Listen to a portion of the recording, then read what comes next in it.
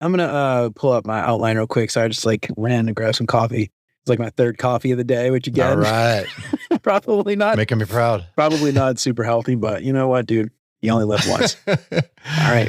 You ready? I'm excited. Let's do it.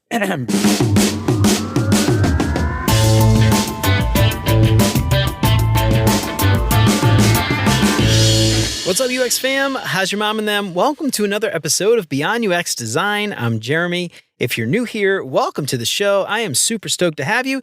Before we jump into the normal stuff today, I want to give a shout out to Chris for leaving some awesome feedback for the Beyond UX Design book, Master Your Craft Beyond Pixels and Prototypes. And don't forget, if you get the book from beyonduxdesign.com/book and you leave some honest feedback, you'll get a chance to win a shout on the show just like this one. So head on over to beyonduxdesign.com/book and use the code LISTENER to get 10% off your copy today. This week's episode is brought to you by the Interaction Design Foundation, or IXDF, as the cool kids call it. From the fundamentals to advanced topics, IXDF's courses and UX masterclasses are designed to push you further. You can take advantage of their top-rated collection of courses and connect with designers from around the world in their global network. Learn from beginner to advanced levels and earn certificates recognized by UX recruiters worldwide. So are you ready to join IXDF and take your UX career to new heights? Get 25% off a yearly membership. No promo code needed. Just head on over to beyonduxdesign.com/IXDF and the discount code will be applied automatically. So if you've been thinking about signing up for IXDF, now is your opportunity to get 3 months for free. Don't wait. With IXDF, you're not just learning, you're becoming part of something bigger. And if you haven't done it already, please consider subscribing to the show wherever you listen to podcasts. And if you are a regular here and you feel like you're getting something out of the show, I would really appreciate you leaving a 5-star review. That'll help me out so much more than you can imagine. And as always, thanks so much to Chris, Siraquan, Stacy, Radu, Megan, Andrew, John, Mark, and Kevin for all their support. And if you want to join those fine folks and help keep the show independent and ad-free, you can become a patron for as little as $3 a month. That's less than $1 an episode. And if you do that, you'll get some sweet, sweet perks for your support. For more information on how you can support the show and help more people find out about what we're doing here, make sure to check out beyonduxdesign.com/support. And of course, if you think the show is worth sharing, then I would love it if you told some friends. So we as UX designers, we're always talking about taking care of users and solving problems for users and empathy for users and all that stuff. But if you're ever on an airplane, you hear the flight attendants, they say, put your mask on, put your face mask on before you put your kid's mask on. You got to take care of yourself before you take care of users. And how often do we as UX designers, we work all night, we work all day, we don't take a break, we end up not taking care of ourselves, we skip meals, we don't exercise, whatever, and we end up missing things. We end up not doing our jobs right. And what happens? Users end up suffering. Case in point, before the show, I ran downstairs to get some coffee. I ran back upstairs. I'm huffing and puffing. I'm like, Jason, sorry, man. I'm out of breath. I had to take a minute to recoup before we started recording. And I'll be honest, I don't exercise like I should for an old man. But that's a perfect example of how I'm not taking care of myself like I should be. So I got my buddy Jason on today. We're going to talk all about taking care of yourself mentally, physically, spiritually. So I've got Jason Ogle on the show. If you've ever done a Google search for the top UX podcasts to listen to, there's a very good chance User Defenders was right up there at the very top of the list. So you've probably heard my man Jason before, and I am so excited, so lucky, so blessed to have Jason joined the show today. I feel like this is crazy, man. I've been thinking about having Jason coming on the show for years, kind of dreaming about it, listening to his show. I finally got him on Beyond UX. I am so excited to have him on. So Jason is a highly self-aware design leader with nearly 30 years of experience leading and crafting digital experiences that solve complex problems, delight the users, and exceed business outcomes. And as a veteran HCI practitioner, he is passionate about designing thoughtful, innovative, elegant user interfaces and interactions that reduce friction and make life better for users. And along with being comfortable with ambiguity, he's a solutionist who's borderline obsessed with solving problems and among the few who sweats the small stuff, always has, always will. As a personal growth mindset enthusiast, he's convinced that being a great designer begins and ends with being a great human. He's also the founder, host, and producer of the User Defenders podcast, creator of the heuristic evaluation template, and he has a personal relationship with the creator of the universe. Jason, welcome to Beyond UX Design. I am so incredibly excited and humbled and stoked to have you here talking to us today, man. How's it going?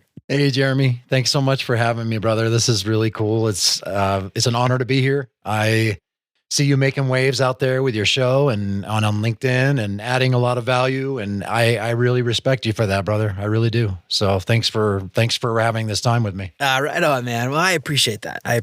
Thank you, dude. Well, the feeling is definitely mutual, Jason. So I am so excited for today. Everybody listen out there. Jason and I, we had a chance to talk a couple of weeks ago.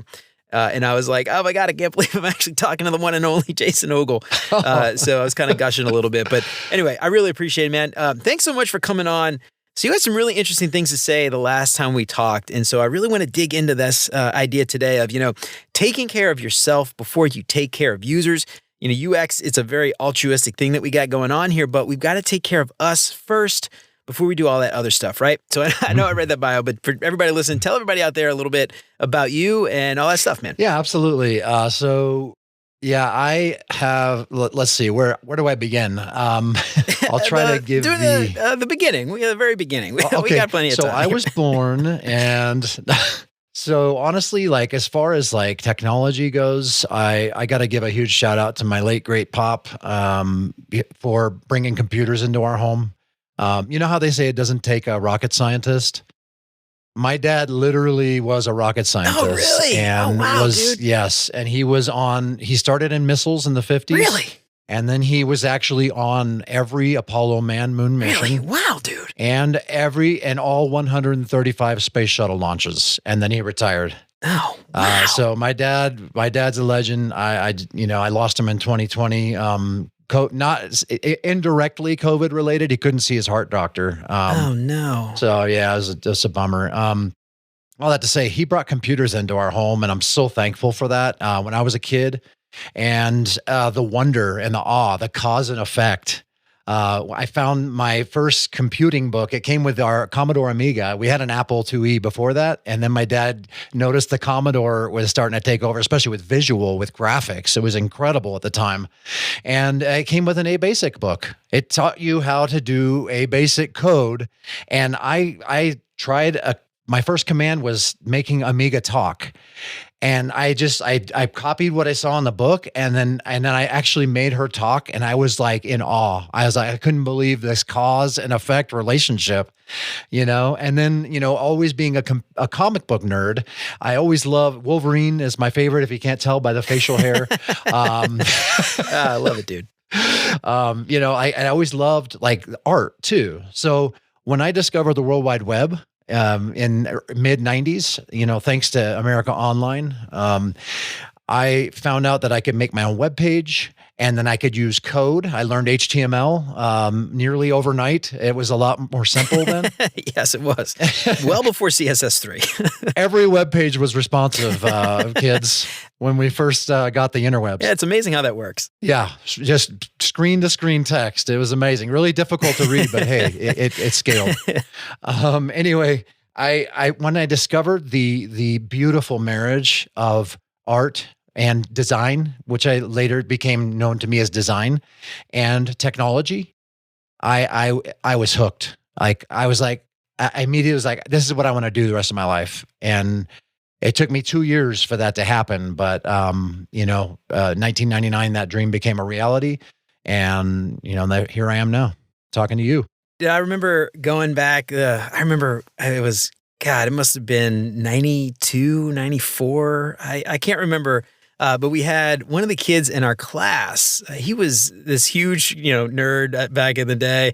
Everybody always made fun of this poor kid. Actually, this dude now, oh man, he's awesome. I'll come back full circle this story in a second. But he wanted to get the school on the internet, and he made this presentation to the students and the teachers about getting on AOL and setting up a computer in the library so we could go on AOL and all this stuff. And this young kid, man, it must have been like 4th, 5th grade at the time. I can't remember. Anyway, super smart kid. But this dude was awesome back in the day. He used to get picked on because he was the only one who knew how to use a computer. He got picked on for knowing how to use a computer. And it's crazy how times change. But now this dude, he's a visual effects artist. He's got his own company now, I think. But he worked for Bad Robot for a while, working on all kinds of stuff with J.J. Abrams and all that. But anyway, back in the day, back in the 90s going online, oh, look at all this stuff. Oh man, it was so cool. You've got mail. We were talking before the show started about how slow our internet is. And now we're over here talking about 56K dial-up AOL, man. Oh man. It's funny. I've got a US Robotics modem staring right back at me right here. I picked it up from an old workplace. They were going to throw it out. Oh man, put that thing up on display up on your bookshelf. That's awesome. And I was like, I got to have that. That's a relic. That's where it all started for me. So I've got this US Robotics, and it still works. It still powers on, and that's where it all began, my friend, for me. So the funny thing about design is, at a high level, it's very altruistic, right? I mean, if you talk to any UX designer and you ask, why'd you get into this? You're going to hear things like, I like to solve problems. I like to help people. I like to make a user's day better and all that stuff. But, it's a very altruistic thing for the most part, most UX designers. And often though, we're burning the midnight oil. We never take a break. We're eating unhealthy, all that stuff. And you had a really great point a couple weeks ago when we talked about, it's very much like being on an airplane. You got to put your mask on before you put your kids' mask on. So talk to me a little bit about that idea and how that's helped sort of shape your worldview, your sort of ethos when it comes to design. Yeah, absolutely. That right there was an epiphany for me when I started the show. I had just started, with User Defenders, I had just started my personal growth journey, literally the same year. It was 2015. And what I mean by that is, I'm nearly 50 years old now. And, this was like 7, 8 years ago. And I'll be honest with you, and it's kind of embarrassing to admit, I didn't really care about myself that much, the many years previously. And thankfully, like, I was able to meet my wife and be able to get married and have kids and all that. But I was never really, like, you can ask my wife, like, I was a pretty grumpy guy. Like, through a lot of those years, I was grumpy. I was always tired. I just was not really pleasant to be around, to be truthful. And one of the things that I kind of realized a little bit later is, looking back at my lifestyle and my diet, it all made sense. Like, I was eating like crap. Like, I love milkshakes, brother. Like, I love it. It's a huge problem for me. Oh man, it's the same way. So I was drinking, malts, double thick, chocolate malts all the time. And and then, I gained a lot of weight, and again, I didn't have great sleep habits. I never exercised. There's a scripture in the Bible that says bodily exercise profits little. Like, I based my life on that teaching.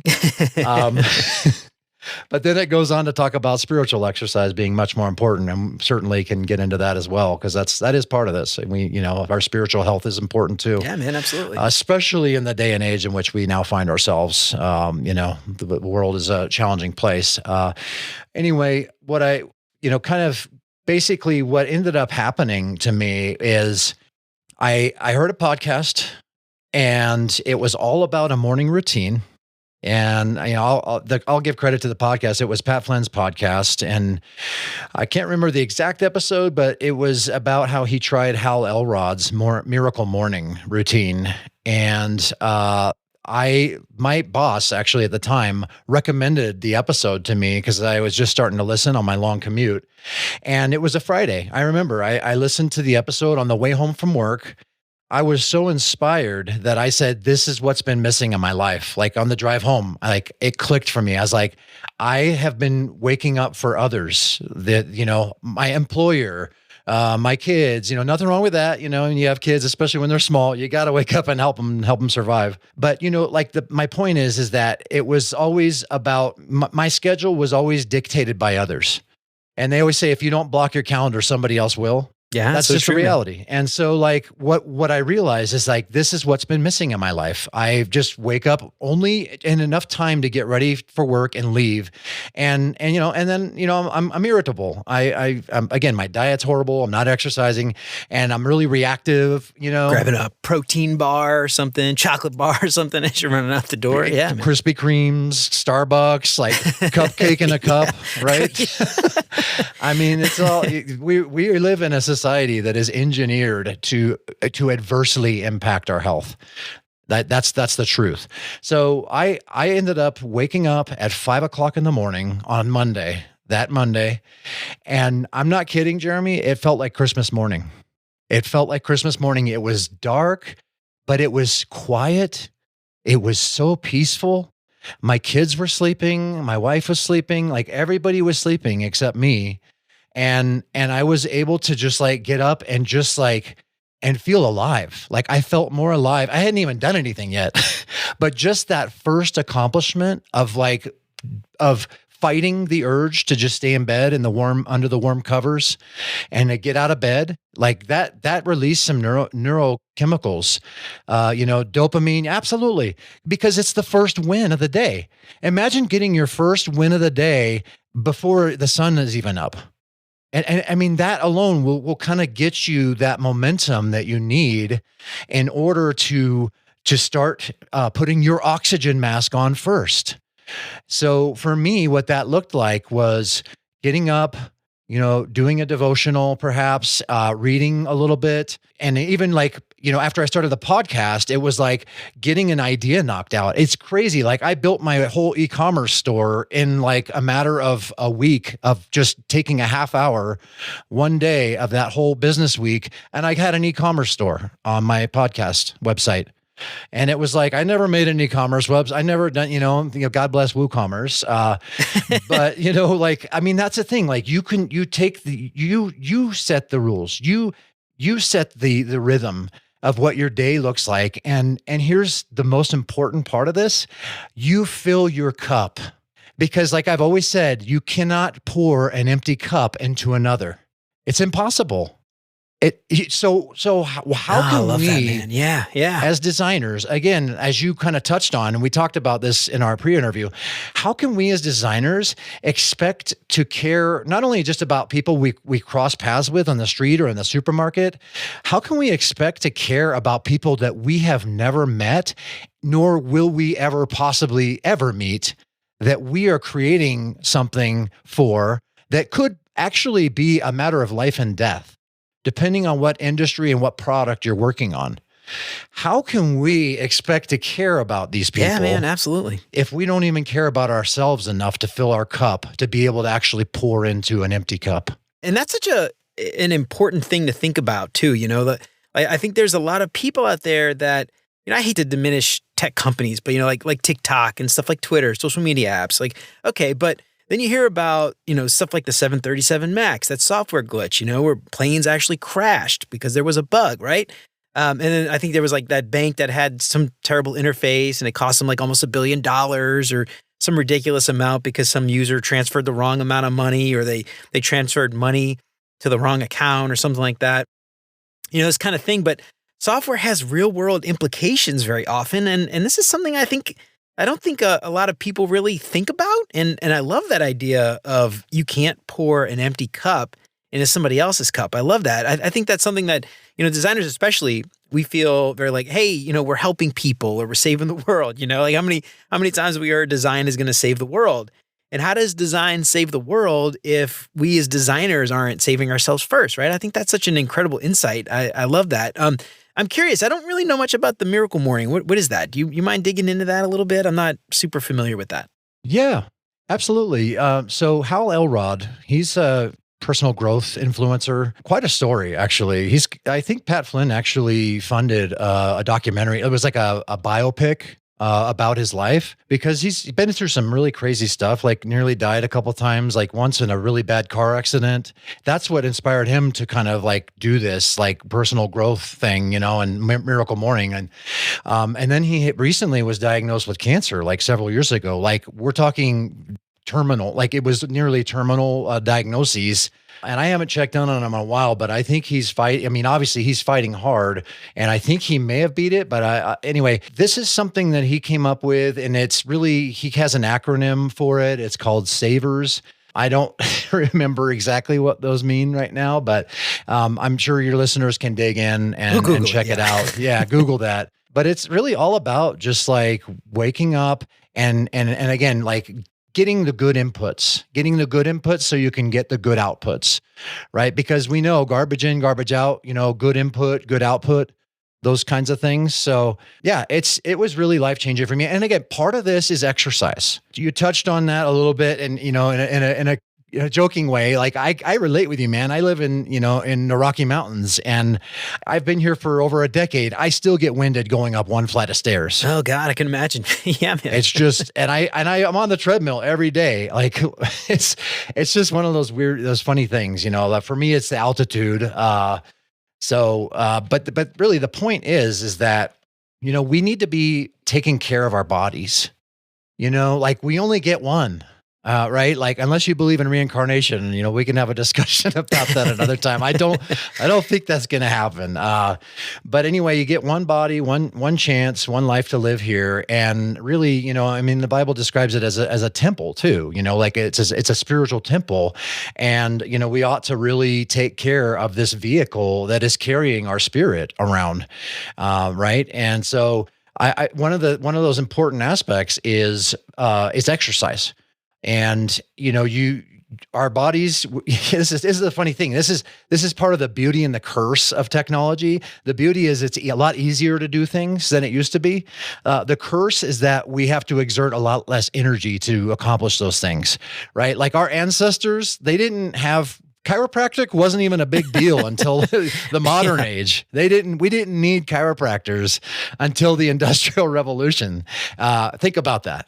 Right? Why? Because our ancestors were constantly doing things, physical things that their life depended upon. Right? They didn't have the ease that we have now. And I think the Wall-E movie, or those people, they're just sitting in those beach chairs and they're just doing nothing, and they're just it's kind of the future, I think, that we are heading toward. Seems like it in a weird way, and I want to caveat this conversation too. Like, I understand, like this is not about fat shaming or anything like that. Like, this is just talking about health. I know there are some folks who have significant challenges and really they have a difficult time trying to implement some of the things that we're talking about today. So I just want to be sensitive to that. And this is not about that. Okay. And I also do want to be sensitive to folks with mobility challenges as well. Like, there's things that I'm going to probably talk about, and we'll talk about that you just can't do. And that's understandable. Right. So this is really for folks who, have the mobility presently and the abilities to be able to implement some of these life changes. And I know there's other things you can do if you are, if you have a disability.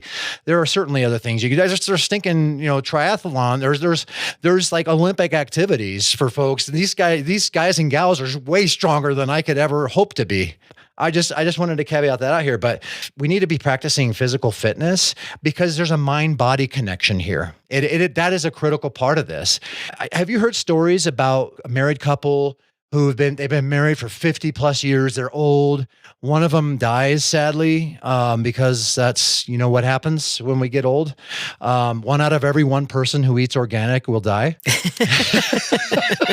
It's true. It's science fact. Yeah. There's a guy trying to be immortal on LinkedIn. I've seen him. I'm like, man, I applaud your efforts, but dude, just give it a few more years. You might last 10 more years, but you will die, my friend. But the reality is that our mind-body connection is so strong that in these loving relationships, when one spouse dies, like, there's statistics, like within a year, the other spouse does too. So that's a really important thing. And again, when we're exercising our bodies, like, even if it's like a treadmill, if you can get on the treadmill or even go outside if you don't have one, not everybody has a treadmill. I'm blessed that I do. And especially in the winter seasons that we get here. But if you can't, like, go outside or jog in place or something like that, like, if you can create that habit where even 3 times a week, I recommend like 4 to 5, but even 3 times a week, if you can spend, 20 to 30 minutes moving and breaking a sweat, I am confident that your mindset will change radically. Something really interesting will happen if you're like me, where you didn't really care about yourself. How much harder is it to care about others, right? Something magical happens, and scientific, right? If we want to get in the minutia, that where it actually creates more empathy in your life for others, because you're like, dang, I feel good. Dang, like, man, I'm glad to be alive today. Like my boss asked me that today at our one-on-one. How you doing? I said, it's a good day to be alive. Yeah, well, that's like one of the things I wanted to kind of touch on. You mentioned this, you don't exercise, you wake up late, you're grumpy, you're in a bad mood. That mindset, it carries everybody throughout the day. It carries with you throughout the day. We've been dealing with this thing recently with my kid. He wakes up screaming, yelling, just mad about something. He's 8, so how kids are. So that interaction, it influences our mood for almost the entire day. Like it just starts the day in an awful spot. And when you're a professional and you go, especially something like with us where relationships are so important to get our work done, and you go into work, you start the day in a miserable mood, or somebody does something to you didn't like, the first thing you say, oh, that jackass, I hate that guy. He's always doing this one thing or that. But you can't get your work done when you take that mindset, especially in software. It's just inherently collaborative, right? And assuming positive intent is so important because people do things, all the time. It's just like, you hear so many horror stories about UX designers, product managers, engineers just never getting along. And when you go into the office with that mindset, because you woke up late, because you stayed up late, because you were watching TV, because you were on your phone and you didn't get a good night's sleep or whatever, it really does change your job, your relationships at work, and how effective you can actually be as a designer. I don't think a lot of people realize that. Absolutely. You're absolutely right. Like this job requires good communication. I'd say great communication. Working with folks who are different than you, working with folks who do different things than you, that is a really critical part of the job. And if you're coming into work grumpy and moody and always complaining, like about everything, like it's a bad look. It's not, and especially, from a design perspective, I'll say, for our profession, it's not a good look for our profession. I mean, there's so many people that have this is a loose analogy, but I used to freelance when I, was in between jobs. Before I even had a job, I was freelancing a lot. And, it's sort of like one of those things where there's always somebody, one of your clients that's like a little weary. They're a little leery to hire you because they had a really bad experience with another designer that ended up just taking their money and not doing what they promised. Right. So it's that similar. I mean, obviously it's not just in design. You can get that. I see next door stories all the time about contractors are famous for this, the fly-by-nighters, right? But I mean, it's sort of one of those things too. It's like we need to protect our profession, and we need to be professional. And that all comes, I always say it, and it's right on my website, on the User Defenders website. It says, being a great designer begins and ends with being a great human. Yeah, man. Yeah, I love that. For all of the reasons that we're talking about, all these reasons, it has to start there. And, I heard something today on a message I was listening to, where it's like, some people bring joy wherever they go. Some people bring joy whenever they go. All right. So I want to talk a little bit about, just like, how do you do this? Like, I mean, it's all well and good to talk about it. And, if it was easy, we would all do it, right? Everybody would just do it and it would be easy, just like we'd all be exercising. But obviously it's not, or obviously there are people having trouble with it. I want to talk a little bit about some ways that you have found to make time for yourself, before you make time for others. Yeah, absolutely. And again, waking up early. That is the best. That is the best place to start. And for you, it might not be 5 o'clock in the morning like me. God, for you, 5 it might be. Man. I know that's early, right? I don't know if that's early or late. No, I never do that, dude. but I mean, Tim Cook, Jeff Bezos, like some of these really successful people, they wake up at 4:30 in the morning. Right. So it's like, wow, that's even like a half hour, less than what I wake up at. But some people, it might be like, I'm going to wake up at 6. Some people it's like, for me, 7 o'clock is good. And it all depends on, your environment, right? Like you might have a situation where, your family, like they are leaving, like maybe your wife or your husband is taking the kids to school at 7. And maybe that's the time where you do get that alone time where you can fill your cup. Right. But I mean, honestly, I just like with anything, start small, because we shy away as humans. It's in our DNA. Like it's in our nature. We shy away when we set these audacious goals for ourselves, and then we miss. Right. So like there's the whole like gym analogy too. Like it's funny because we just made January with this interview of 2024. And I have a feeling that there's some folks listening right now who were gung ho on January 1 to get into to get a gym membership. Yeah, they went in, they got the deal, they got the gym membership. Prepaid 6 months because it was prepaid. cheaper. You got, so you've already got skin in the game, but then you're sitting here and it's like, holy crap, I've only been to the gym once, or twice or whatever. It's like, and that's that they're counting on it.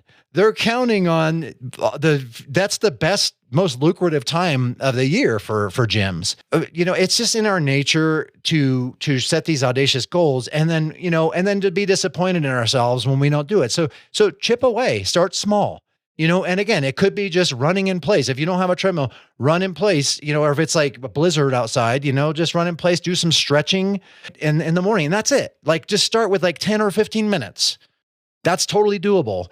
And then what happens is you're going to want to do more. The better you feel, the more you're going to want to do it. It's a habit that you are creating, a habit loop, right? That you're creating at this point. And that's really honestly like push goals. Set a push goal. If maybe your goal is to lose 50 pounds in 6 months, that might be too aggressive. What if you said, I want to lose like 10 pounds in the next 6 months? What if you started there, right? And then then you reverse engineer that, right? Like if that's like your goal, what are the push goals that'll get you there? And you don't need to go. There's so many people whose pockets are fat, like nutritionists and diet people and trainers whose pockets are fat from people who don't just do the research themselves. All the information is there for you. All these people are going to tell you is the common sense you already know. Eat less, right? Like just look at your diet, exercise, move more, and sleep more. That's it. That's not rocket surgery. Yeah, no, you said something a little while ago. I want to come back to this. And this is something that I've tried to do, and I'm not always very good about it because I tend to fiddle with my calendar. But, you said this, if you don't book your own time, people will book it for you. And when I was at my last company, I'm not lying, dude, like I would have meeting to meeting to meeting, just like back-to-back meetings. It's like a wall of meetings. Like when am I actually going to do any work for myself, let alone, actually having a lunch break or walk around the block or whatever. This was back when we, were in an office. But what I started to do was, Monday, Wednesday, Friday, 2 to 3, I'm blocking it. That's my time. I might do work. I might read a book. I might do something. I might take a break. I might go exercise. But if you don't block that time, like you said, somebody else is going to block it for you. And I think that's like a small little thing that helped me out a lot was just scheduling time. And I actually called it workout. So when I see the invite come in, I'm like, I don't know, every once in a while, it makes me feel bad because I'm not actually working out, but like if I have a meeting, I'm like, okay, I'll skip it today.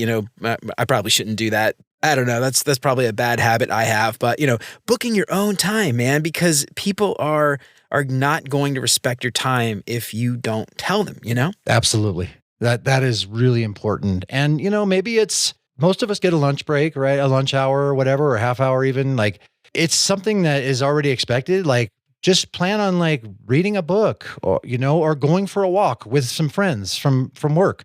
And I have an empathy challenge that I started on the show, and it's funny. It's called 7 Weeks to Strong Empathy. And a lot of these a lot of what we're talking about, they're steps in this process of building empathy. Because really that's what we're trying to do as designers, right? Is we want to empathize with our users the best we can and care about them. But these are some things that you can do. And one of the challenges, I was just looking through it today because it's been a while since I've reflected on it. One of the challenges is invite a coworker that you don't have anything in common with, invite them out for coffee, buy coffee or lunch. And just dig in and like get some, just like get to know these folks, like that's a really great way and an easy way to build empathy. You're already going to go to lunch at some point, possibly. Just do that. And then again, it has to be somebody not on your team, not somebody you talk to every day, but somebody in a different department, right? And especially somebody who is doing different things than you are. It's a great way to really be curious and to learn more about that person. And that's what we're doing as designers, right? Like we are designing for people who are not like us. So it's good exercise in that way. Oh, yeah. I love that. Like a little mental exercise. Yeah, I love that. Something else I want to talk to you about too, and this is something I think a lot of junior designers may be falling into this trap. And I'd love to hear your thoughts on how you've kind of overcome it over the years. But a lot of the stuff that we're talking about, it takes a lot of self-control, right? And a lot of self-discipline to find the time to do these things. And often, I think junior designers, they'll take on all the work. Like, hey, I need you to do something. Okay, I'll do it. And at some point, we have to start saying no so that we can take care of ourselves. And I'm curious, how do you end up getting to the point where you could start saying, you know what? No. And feel good about it. But, well, what's the right word to say that? Not like feel good about saying no. I think not feel bad about saying no. I think that's something that a lot of people really struggle with. So I'm curious, like, how did you learn to get to that point where you're able to push back a little bit and save that time for you? I love that question, Jeremy. There is so much power in no. So much. There's so much freedom in no. Ooh, I like that. I say no way more than I say yes. And it took me a while as a recovering people pleaser to actually come to that conclusion that, like I love what Derek Sivers says. He says, if it's not a hell yes, it's a no. And I think all this hustle culture is just a bunch of BS. Yeah, I'm with you, man. Like I'm not going to name names, but there's people out there on LinkedIn and influencers that are just hustle, like I had a wine business and now I'm, an influencer and I never sleep and I never, it's like, okay, well, what's your life really like? If you're being honest, behind the scenes. Yeah. How are your kids? Like, how do you ever spend time with your kids, with your family? Right. Like, how do you ever make time for the things that are important? You may be a millionaire, but guess what? Your wife left you, your kids hate you. Who's going to be there when you're on your deathbed? Yeah. Who are you going to enjoy that money with? Right. Yeah. Yeah. That's really important. What matters in the long run? Yeah. I saw somebody say something recently. I can't remember if it was a tweet or something on LinkedIn, but their job or their plan for themselves is to not make more money, but to have more time, so like get to a point where I have more free time. Like I'm going to take on work, not because it's going to make me more money, but because I can charge more so that I have more free time, Like I'm going to start charging more per hour so I have more free time and I'm going to make the same amount of money, but spend less time doing the work, spend less time making the same amount of money. And like, to me, that's like, it's like got a certain level. I've got bills I have to pay. I have a certain minimum I have to meet, I can make a little bit extra than that, but the more I make is the less time I get to spend doing the work. I make the same amount of money at the end of the day, and that's kind of been my goal. Like since recently getting laid off, it's like finding the consulting jobs. Like I can say, all right, here's X amount of dollars an hour. Yeah. I only need to work 15 or 20 hours a week and make what I was making before. Right. I don't want to work 40. I want to work 20. I want to work 10 and make the same amount of money, and I can go get my kids early, go volunteer at their school, serve lunch and do all that other fun stuff with the class parties. But there's so many people out there that, they're just hustle. And then you're right. Like, is it worth it? It's not. I mean, here's the thing. Like, I am going to empathize too with folks starting out. It is hard. I totally understand. I mean, it's been nearly 30 years now for me, but I remember how hard it was to get my foot in the door. It took me 2 years after, my aha moment with a website, my first, personal website with 100 animated GIFs on it. I remember just like thinking like, I need to do whatever I have to do. Like, we're scrappy. That's what I love about, especially about designers and engineers, like we're scrappy, man, and we'll figure it out. We will. So like when you're just starting out, sometimes you do have to burn the candle at both ends. I totally get that, right? Sometimes you do have to take on free work to get a portfolio. That kind of sucks, but you know what? You got to be gritty too. So it's that funny balance, right? Where it's like, you still have to, and over time, like when you do get more established and people do start seeing your work and start appreciating and realizing what it is you're capable of. It's that funny balance where you need to set healthy boundaries, but you also still need to stay gritty, because I think, as a species, as a human race, like we've become really soft. There's no way we could survive what our grandparents did, like in the Great Depression, right? Or great grandparents, whatever. There's no way we would die. We would all die within a week. Oh yeah, dude. Or, or a month even. Like zombie apocalypse. I'm dead. No way I'm surviving that. My grandparents, they would totally survive a zombie apocalypse, man. Right. Not me. We're not equipped, man. And so I think it's not to get doomsday, or anything, but we're living in really unstable times right now. Like with rumors of wars, with, all the global tension and things. Like this is another reason to take care of yourself, is because, you may be in a situation, we may be in a situation one day, where we really do need to be able to take care of our, of whoever's with us, with our family, whoever, our neighbors, right? Like we may be in a situation where we need to, haul a water barrel up a hill. These are all important things. I told you this, in the pre-interview, I told you a story about how when I first moved here to Colorado, again, after not taking care of myself, not exercising, still trying to adjust to the altitude here. I remember like I saw a car broken down on the side of the road, and it was this person who was just in his car and nobody was helping him, and he was blocking traffic.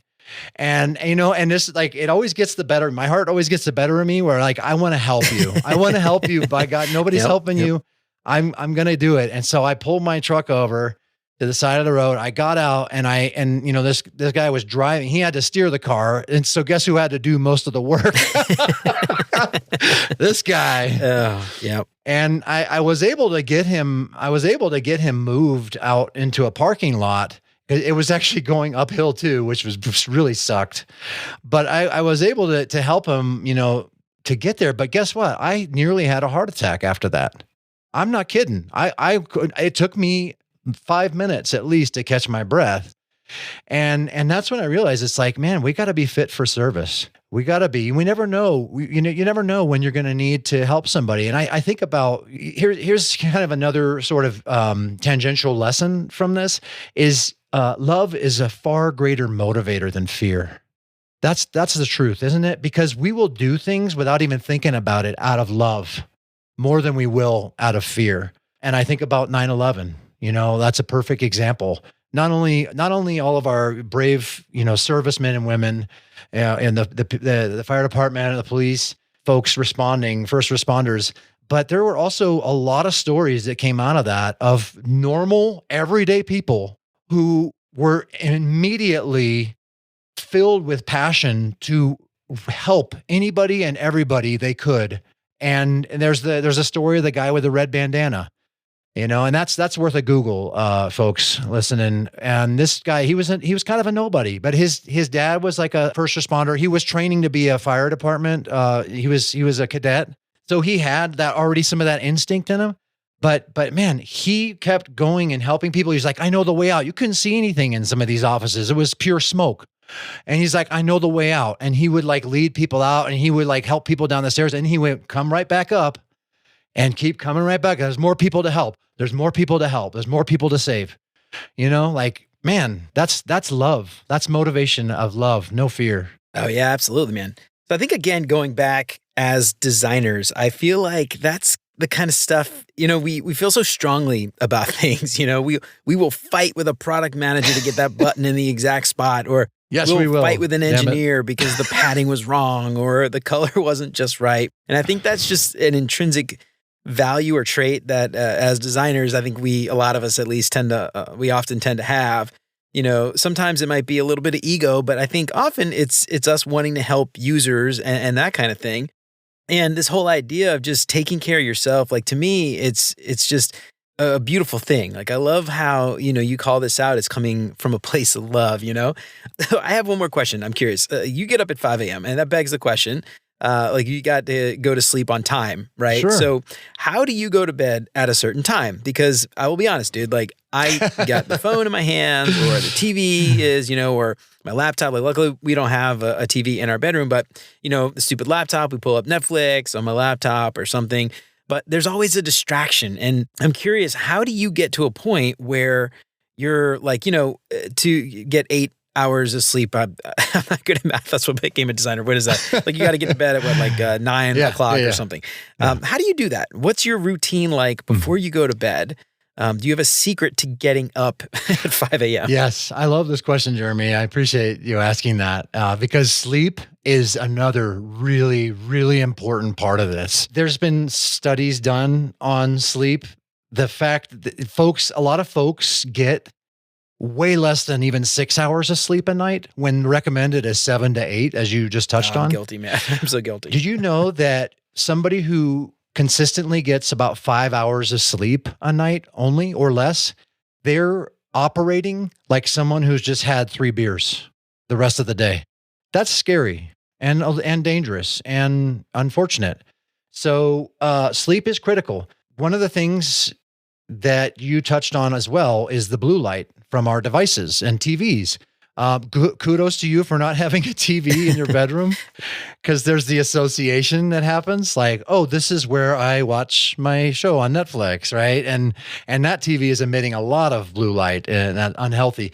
So what that's doing, any sort of light source is doing to you is it's actually affecting your melatonin levels, receptors.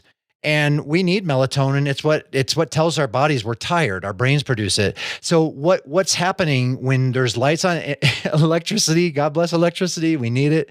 But what it's done is it's really caused us to stay awake much later than we normally would. Again, in our ancestor days, they rose when the sun came up and they went to bed when the sun went down, just like my chickens do. Every night. They're really good about it. So definitely recommend. Don't be on your devices, your phone, your laptop, your TV, at least 1 hour before bed. At least. 2 hours would be optimal, because again, even your skin receptors, like if there's a light on in the bedroom, your skin receptors are picking it up. And it's telling your brain, it's crazy. Our bodies are so intelligently designed. It's telling your brain, oh, it must be daytime. I should probably be awake right now, right? Take all the lights out, take all the lights off. If you can get blackout curtains, that's super helpful as well. I use a mask, as dorky as that seems or whatever. Like, I don't care. Only my wife sees me at night. And I got these things. They're like bug eyes. They're like, I spent way too much money on them too, but I can't sleep without it now. It has been instrumental in simulating darkness for me, even if my wife is reading a book, while I'm trying to fall asleep. Those are really, really helpful things. And then here's the other thing. We are all, most of us are caffeine addicts, especially in the product development, design. We love our caffeine, man. I'm a huge fan. I roast coffee at home here. I'm spoiled. Right. So I love coffee, but I make sure that I don't have any more caffeine after 9 or 10 a.m. in the morning. I'm done. I don't have any caffeine, and that's it. I'm done. I'm on my 3rd cup already. It's only 2:30.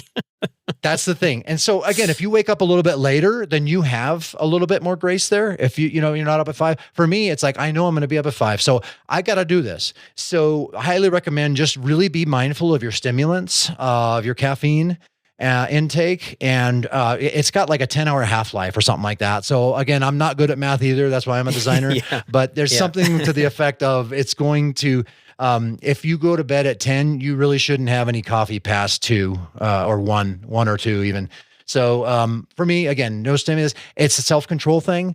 My wife, bless her, she compliments me a lot on my self-control. Like there can be a cake. I love cake. I love milkshakes. I love all of the sweets. Oh man, I have no self-control, man. I just say no. It is hard. Don't get me wrong. But like, I just think about kind of what that means in the future.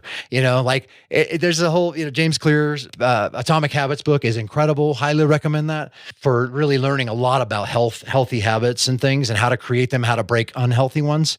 It's incredible. So the reality is that when you are creating good habits, you're kind of paying the price now, right? For good outcomes later. When you have really unhealthy habits, you're reaping the rewards now for significant consequences later. Yeah, absolutely. That's the trade-off, right? And so for me, like, how do I do it? I think about like how much better my day is going to be the next day.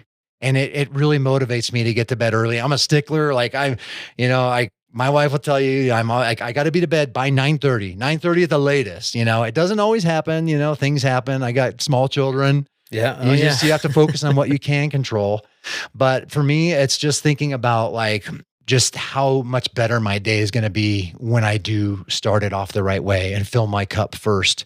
Yeah. I'm so bad about going to bed. That's my thing. Like that's my one, like, I don't know what you might call it. My downfall. My downfall will be me staying up late because, I freelance. I have this consulting stuff that I do. I'm writing a book. I have this podcast. I make it a point to release an episode every single Tuesday. And if Monday comes around, like yesterday was a good example, I didn't start mixing the episode until like 1 p.m. because I had a bunch of other stuff going on.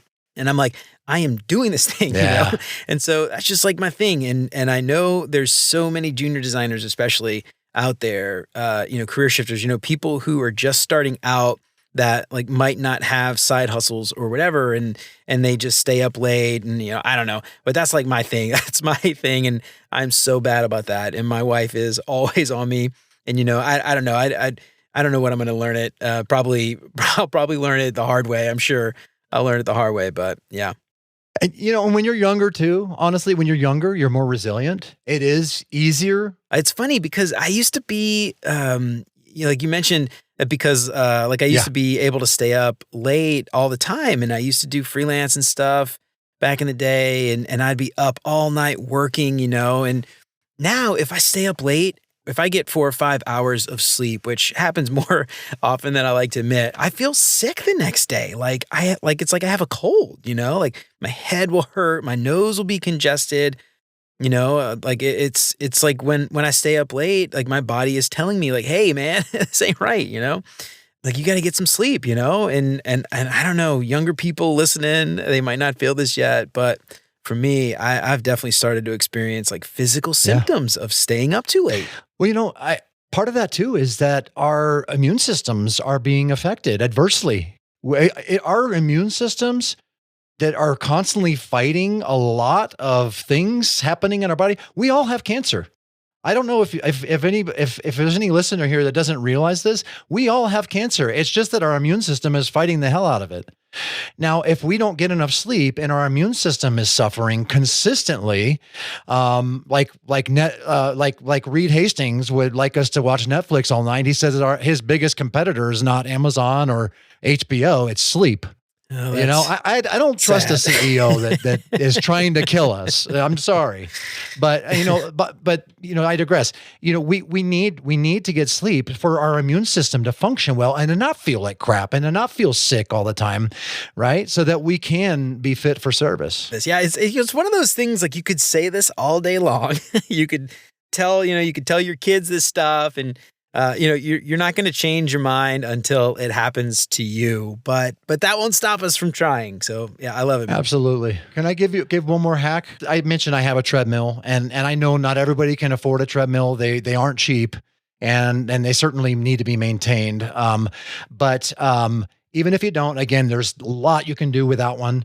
But for me, the smartest thing I ever did was put a TV in front of it. James Clear calls this temptation bundling.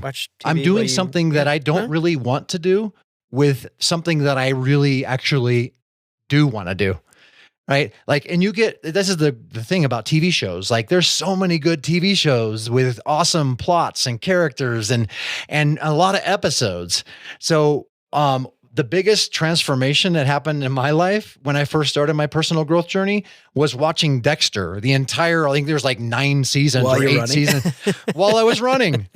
And guess what? I couldn't wait to see what happened next. And so what better motivation, if there's no other motivation, like, hey, this is the time I'm going to see what happens next in this show I really like while I'm running or walking on the treadmill. Yeah, that's actually really smart. And the irony too is that, as we've all now got these fancy little computers in our hands all the time, like how often are we actually watching TV? Like it's on, but are we really paying attention? And I would argue most of us probably are not. Flipping around on something, reading the internet, scrolling through, doom scrolling through whatever social media app you have, not really watching the show. And when you're jogging, you actually, you're not going to be playing around with your phone while you're doing that, obviously. So, you're going to be watching the thing, paying attention. You're actually getting the experience. So anyway, that's really smart. I love that, dude. Thanks, man. All right. So before we get out of here, I have some questions I like to ask my guests to help my listeners get to know our guests a little bit better. But before we do that, why don't you give yourself a plug, let everybody out there know where they can find you and all that stuff. Yeah, thanks, Jeremy. LinkedIn is the last social network standing. I went on a social network deletion tirade, especially after Mark Zuckerberg started ripping us off, stealing all of our data and selling it without our consent. So that was the first one to go. And then more recently, within the past year plus, actually, it's probably been longer, Twitter was the first next to go. This is before it was X. Before it was actually right before Elon took it over. So I didn't do it because he took it over. I just did it because I just was tired of all the drama and politics and just all the bad inputs coming into my life. So I canceled that. I had a lot of followers too and things like that. So it was sort of like that. Oh, I've worked so hard. I was been on here since 2009 or whatever. But that was the next one to go. And then there was Instagram, and I had dedicated some time to that too. Instagram went. It's like, okay, LinkedIn is the one I'm not going to delete. That is tied directly to my career and my network. Yeah. Oh, yeah. Long story short, LinkedIn is great. Yep. Follow me on there, connect with me, whatever. And then my personal website, jasonogle.com, which you'll find my LinkedIn profile as well as my YouTube. And so far there's only 2 videos there that I made for my heuristic evaluation thing. But that's really the best way to find me, though. I appreciate you asking that. Yeah, and obviously, User Defenders, your back catalog is still up. So, start episode 1, keep going. Well, you have like 300 something episodes. So you have there's not that many. There's like probably there's 100-ish.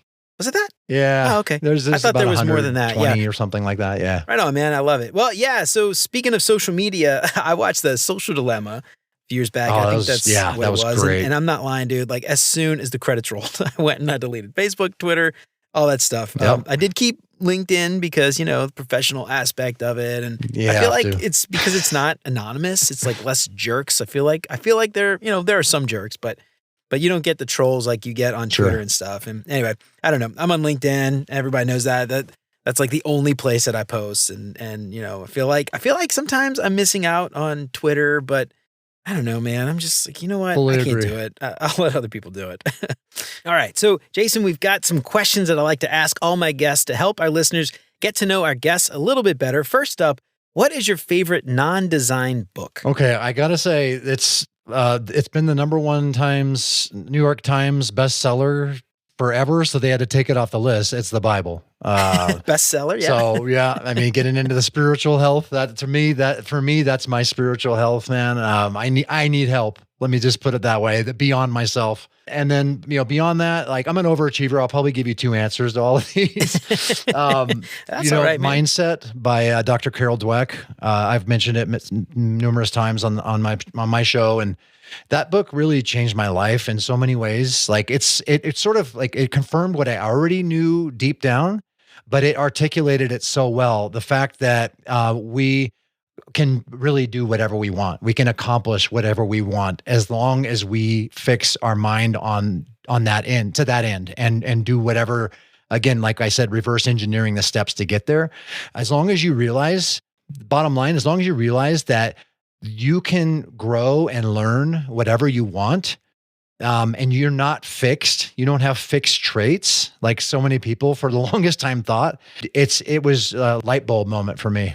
Yeah, absolutely, man. Yeah, I actually have an interview coming up soon with Kate Pinkett. She did a talk not long ago about mindset changes and how to reframe scenarios and all that stuff. Anyway, I love this stuff. It's such a true thing too, because it's that simple sometimes. I mean, it's easier said than done, of course, but it is, just changing your mindset and just flipping it, negatives to positives and just thinking about them in a different way.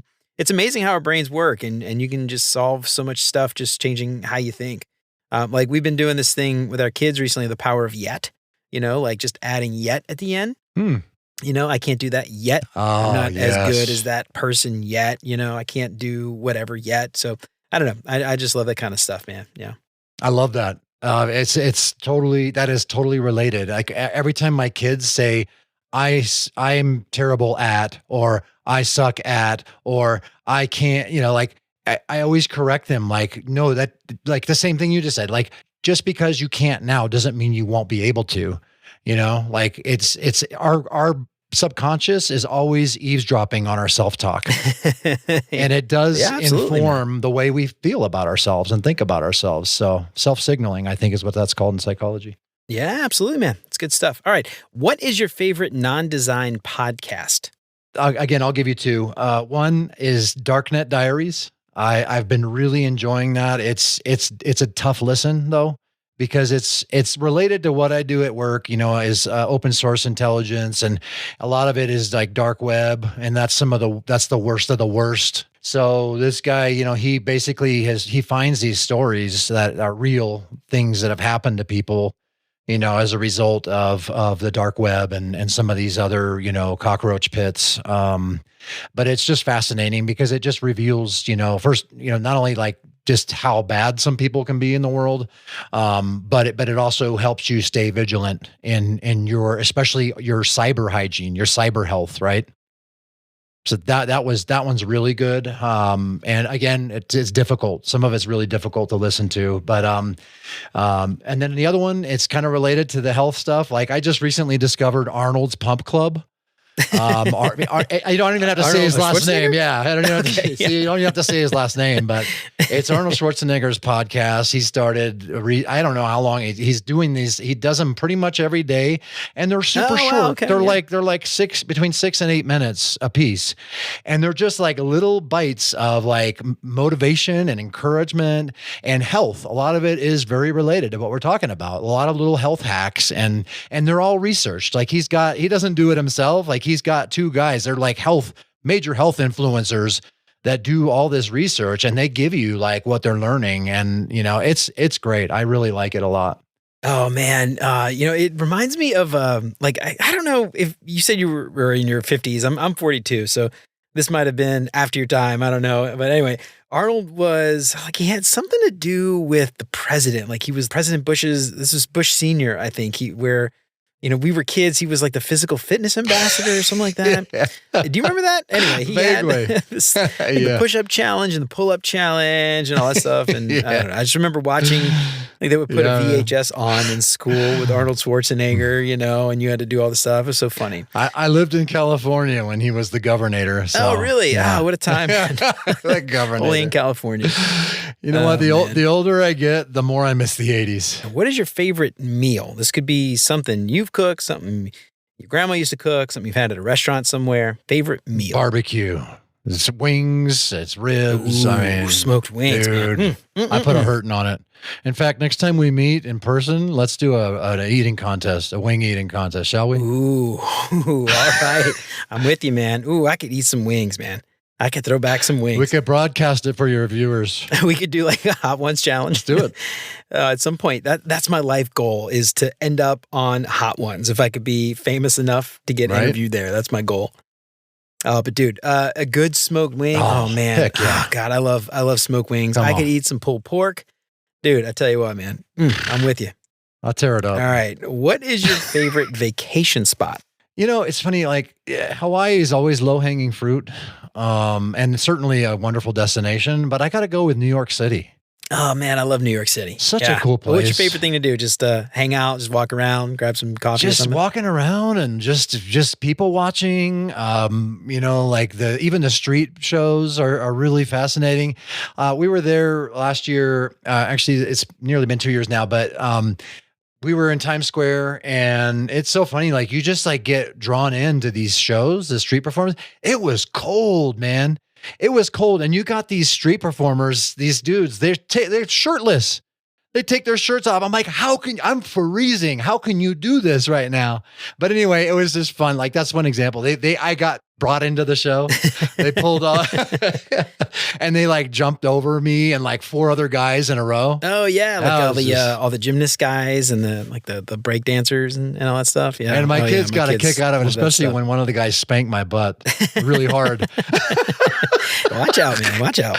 They're performing. They can get away with a lot. Yeah, that's true, man. What are you going to do? Yeah, we used to go back before we had kids, man. My wife and I would go to New York and, just for the weekend. And, we just go and just eat and, go down the list, every ethnicity we could. We've never had that before. Like, I've never had Tibetan food. Let's do that. Or I've never had this, I love New York, man. Now that we've got kids, we have 6 and 8, so like they complain about everything. They don't eat anything. So, if we make it anywhere other than McDonald's, it's just New York with them when they're teenagers, maybe, or I don't know. Maybe I'll wait till they're old enough to stay home by themselves, and then we'll go without them. But all right, man. What is your favorite design tool that is not Figma? Brain. Just a brain, just a good old-fashioned brain.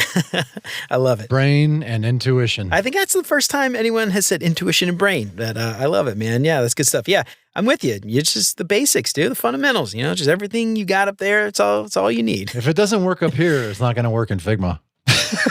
No matter how pretty it is. All right, Jason. Well, man, this was fantastic. Thanks so much for coming on. One more time, what's your website? Let everybody know one more time where they can find you. Absolutely. Thanks, Jeremy. JasonOgle.com. And find me on LinkedIn. There's a link on my website to that as well. Love to connect. I love to think about this stuff a lot and engage there. And I'm kind of a contrarian. So I will tend to, share things even if they're not popular, and even if they ruffle a few feathers. So if you like that kind of stuff, follow me there. Yeah, there you go, man. Hot takes. Got some hot takes. Indeed. Awesome, dude. All right. Well, we'll link to all that stuff in the show notes as well. So make sure you check out Jason. And again, make sure you check out User Defenders if you haven't found it yet. Anybody who's listening to this that hasn't heard User Defenders yet, I don't know what you're doing. Oh, bless you, Jeremy. I don't think you're a UX designer until you've listened to User Defenders. But thank you, man. But yeah, awesome, man. Thanks again. Really appreciate you coming on, man. Hey, Jeremy, thank you so much for all you do. You probably don't hear it enough, but I'm sure that the sentiment's there. This is important work, and it is not easy, and it's tireless sometimes, and it takes a lot of effort to do what you do. I'll just be the voice of the audience and say, thank you so much, man. Keep fighting on. Thanks, man. Yeah, I appreciate that. Yeah. Yeah, I will keep doing this until my wife tells me to stop. That's it. It's funny you say that. That's why I stopped. My wife said stop, and I said, okay, honey. Yeah, you're not making enough money. That's why I'm trying to figure out how to make some damn money. So my wife, I can be like, look, at least it's making me money. We'll figure that out. Anyway, yes. All right, man. Hey, the Smartless guys just earned a $100 million contract from satellite, XM Satellite. $100 million for a podcast, understand. 3 years. Yeah, I don't. Yeah, Dude, that's right. That's more than NBA. I need an agent. That's what I need. I need an agent or something, like somebody who can just take a cut, like I'll do all the creative work. I'll be on the creative side. On the other end, you just do the business side and you can take 50%. I don't care. Take your money. Take my money. Just make me something that's better than nothing.